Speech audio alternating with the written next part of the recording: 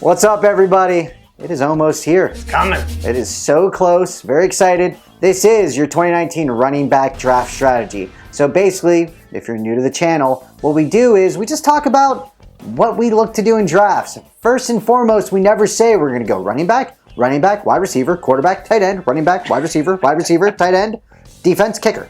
Like, you don't do that. You never do that. So this is just, in theory, what we're kind of feeling, what we're doing in some of our mocks, some of our early drafts. So Dustin, with the early picks, wait, before I forget. Which you almost Before I forget, Dustin thought he had me. No $20 in the bucket for me today, young man. Draft guide. Draft guide. I was forgetting. I was going to do like and subscribe. Also, click on the link. Look at our draft guide. We update it. So, guys like Melvin Gordon, we didn't have to move like everybody else in the world because we always had Melvin Gordon lower because we were scared of the contract. But if we hadn't, then we would have moved him down based on what's happening. There you go. So that was a little humble brag right there. A little humble brag. So we like to talk about, what we like to do in the drafts, where we think the value is in the draft, what we're going to basically be kind of going into the drafts with an idea of what we want to do, and then the draft dictates it from there. So at running back, 12 of the top 20 picks as of current ADPs right now are running backs. The top three you're excited about. Any combination of Barkley, McCaffrey, Kamara, those are the top three. But after that, there are a lot of question marks. You got Zeke with his contract. David Johnson, had a bad year last year, injured the year before that. Bell, new home, Connor, all the reports about sharing. Gordon, the holdout. Gurley, his knees. Mixon, I don't mind. Chubb, Hunt eventually coming back. And then Cook, I actually like. So for me, in the early rounds, if I'm top three, obviously you got to go running back. Other than that, I like Mixon and I like Cook at their current ADP. If none of the other guys slip, I'm just going to fill up with my receivers. I have no problem taking Mahomes in the second round. I have no problems taking Kelsey in the second round. So depending on where you are, depending on if any running backs slip, I'm probably loading up in other positions. Because here's one thing to consider too. In a 0.5 PPR league last year, these guys all made the top 25 list at running backs. And everyone always says, you got to look at the discrepancy. You can't take a quarterback in the second round because of this, that. But you don't know which running backs are going to do that great. James White, Lindsey, Cohen, Peterson, Aaron Jones, Eckler, Burita, Nick Chubb, Connor. I don't think any of these guys were taken in the top 8 rounds in any leagues last year, except towards really late with Connor maybe. But all those guys finished as top 25 running backs last year. And here at Smack Talk, when zero running back strategy was all the thing, we hated on it. We were like, that's stupid. When they zig, we zag. And you know what, Dustin? While I don't 100% agree, I'm liking taking running backs early. If you choose to do that, just think logically through it and everybody else goes running back. In the middle rounds, what are they doing? Well, just because if you don't take a running back with your first 2 picks, that doesn't mean you're doing zero running back strategy. Right. It just means you didn't take a running back with your first But I'm just saying, picks. say your first 2 picks you don't, right? And everyone's like, oh, you're going to be hosed. But no, in the middle rounds, people are going to have to grab their wide receivers and whatnot. You can get guys like Damian Williams, your boy at 31, Aaron Jones. Oh, love him. I start him because I knew you'd love it. My boy, Kerryon Johnson at 34. Jacobs at 41, Lindsey at 44, Ingram even at like 50. So there are some guys in that middle-ish round that I really like. Some guys that I don't love is like David Montgomery. We didn't discuss this, Dustin. He's starting to smell of that Royce Freeman stank of last year. I don't know.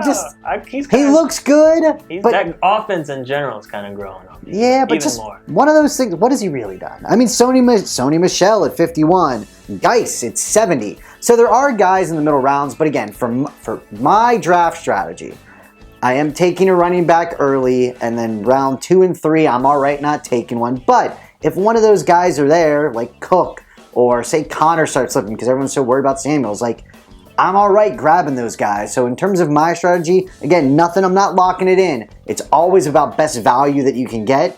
If that happens to be a running back, great, and best value for running back might be 3 picks. So just keep that in mind. You said one name Mark Ingram. I am excited about Mark Ingram. I start him just for you, Dustin. I think he has. We love Mark Ingram. I think he has a good Always year. love Mark Ingram. So taking it on from about the 70th pick, around the 31st running back, kind of getting into the little bit of the later rounds.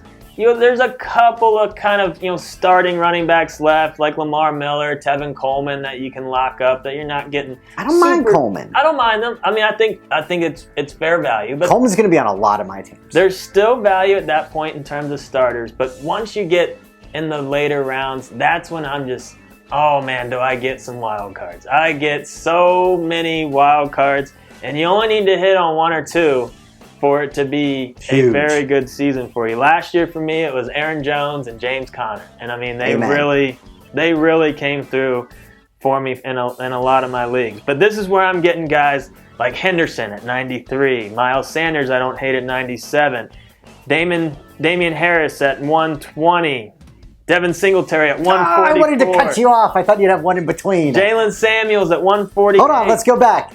Devin, I love.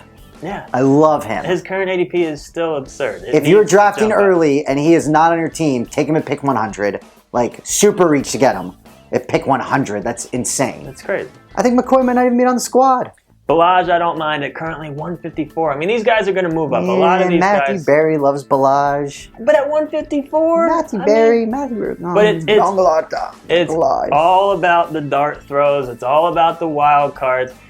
Ignore the Barbers of the world and just kind of those boring guys that really aren't going to do much for you. They might have a little bit of flex appeal from week to week, but I'm taking the wild cards. Youngsters, that's where you win your championship. Now, real quick, if you go studs early, if you go Connor early, you got to get Samuels. If you go Gurley early, you got to get Henderson. So, know your handcuffs going in. And the other thing, there's going to be a lot of people. So last year, Le'Veon was out, so everybody grabbed Connor. It really worked out. If Gordon's out, it's going to be a split between Eckler and Jackson. I don't even know who to take. And you're really taking 3 Chargers running backs to lock that in? It's just a nightmare. And if Zeke's out, who is it?